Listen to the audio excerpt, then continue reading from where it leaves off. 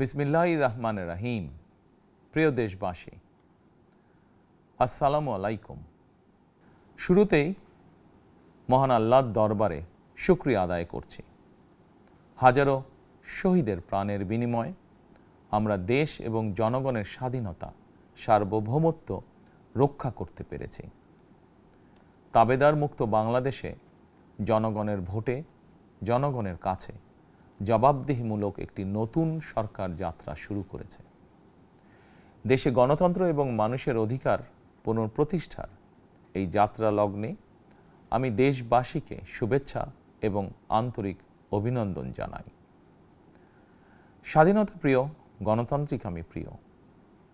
জনগণের কারণেই দেশে আবার মানুষের অধিকার, সম্মান এবং মর্যাদা পুনঃপ্রতিষ্ঠার সুযোগ সৃষ্টি হয়েছে।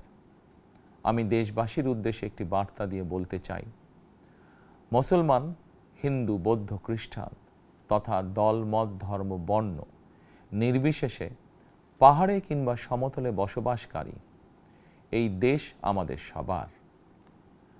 প্রতিটি নাগরিকের জন্যই এই দেশকে আমরা একটি নিরাপদ ভূমিতে পরিণত করতে চাই। একটি স্বনির্ভর, নিরাপদ, মানবিক, গণতান্ত্রিক বাংলাদেশ প্রতিষ্ঠাই বিএনপি সরকারের লক্ষ্য। প্রিয় দেশবাসী, ফ্যাসিবাদের সময়কালে দুর্নীতি দুঃশাসনে পর্যুদস্ত একটি ভঙ্গুর অর্থনীতি, দুর্বল শাসন কাঠামো আর অবনতিশীল আইন শৃঙ্খলা পরিস্থিতির মধ্য দিয়ে নতুন সরকার যাত্রা শুরু করেছে। আইন শৃঙ্খলা পরিস্থিতির উন্নয়ন এবং কঠোরভাবে দুর্নীতি নিয়ন্ত্রণের মাধ্যমে জনগণের মনে শান্তি, নিরাপত্তা ফিরিয়ে আনাই হচ্ছে আমাদের সরকারের প্রধান অগ্রাধিকার।